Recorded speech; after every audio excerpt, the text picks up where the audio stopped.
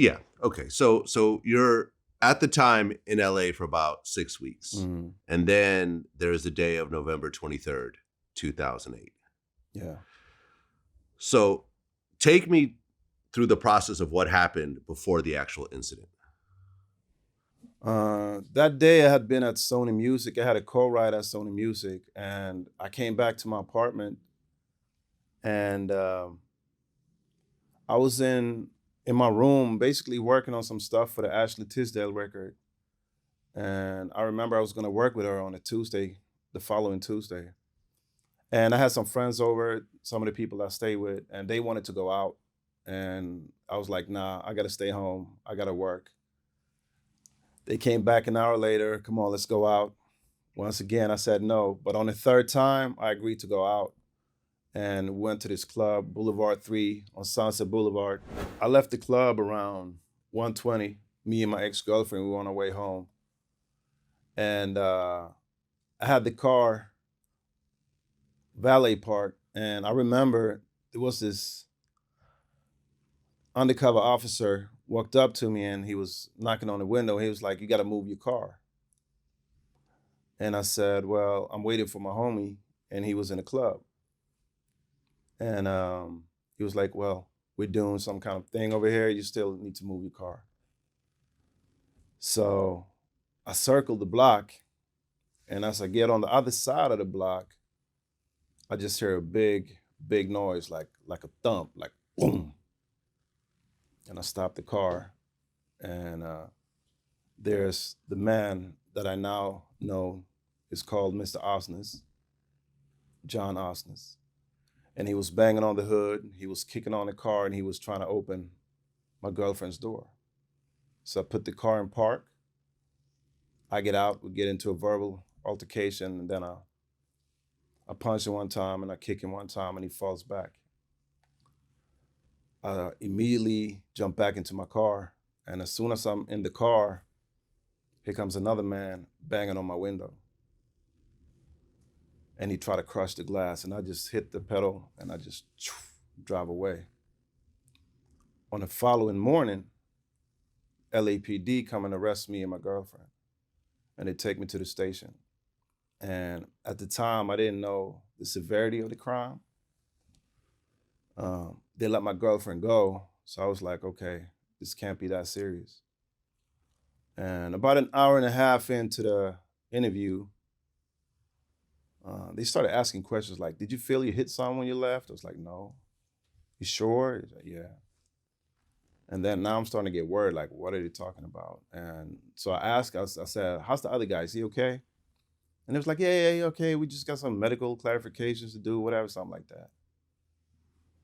And but I could just tell something was wrong. And then it was like, I just asked the question. I said, "Is he dead?" And they went like, "Yes." And yeah, I can't think of any other moment in my life that's been even close to that moment. It was like the worst feeling ever. And a million thoughts running through my head. Of course, thinking of Mr. Osnes, his family, uh, but also thinking about my son, my family, and just the fact that it's like I'm in Los Angeles. And I know it's just a lot of thoughts that I probably couldn't explain in any kind of words, but not a nice feeling. Well, they're saying that when you got into the fight with John Osnes, who's actually a jazz musician himself, uh, they're saying that either when you punched him or kicked him in the head, I guess that his skull was cracked at that point, and they're saying that that was the cause of death. And what they're also saying is that when you drove off, you ended up hitting him as you drove off. Did you realize you had hit him when you drove off? Nah, that's what I just told you. Yeah, So that's what just they were just a thump. saying. That's why I was like, I still couldn't understand it because neither me or my girlfriend felt anything. So when he even said that, I was like, "Are you serious?" And we've heard all kind of different reports. They had 3 cameras at the scene, and we asked to see the cameras, but they, disappeared. All the footage disappeared. There were All also the wait, some, all the footage disappeared from all the cameras. yeah. Also, there Huh. were a lot of witnesses saying that there were other cars coming behind me, and they had to stop the car so that they wouldn't run him over. But all those witness reports disappeared as well from the scene. Okay, So and the guy that was banging on your glass after the fight, that was an undercover cop, he right? was an undercover cop, but he was actually not on duty. He was actually drunk and out with his family. That's a different story. But Okay. eventually, what happened was during the trial, um, the judge, as soon as he found out, because the DA kept asking that off-duty cop if there was any way that I could have seen Mr. Osnes laying on the ground, and he repeatedly said, "No, there is no way." And that pretty much blew the DA's case as far as the run over being on purpose. So the judge actually stopped the trial and said, "You know what? This looks more like a manslaughter case to me. It doesn't seem like this was on purpose." And then later told the DA, if you want to prove murder, I suggest you try a different theory.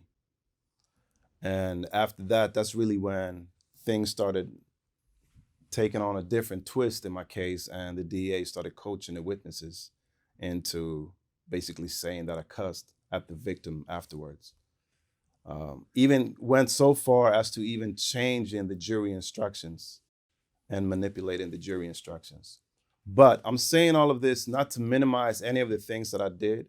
My thing was always a man lost his life, and I have to be accountable. I'm responsible for him losing his life.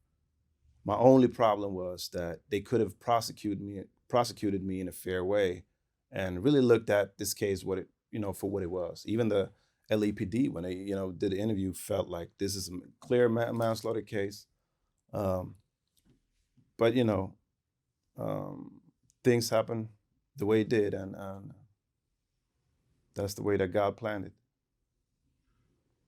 Well, you were originally charged with 1 count of murder and an additional count of assault with a deadly weapon.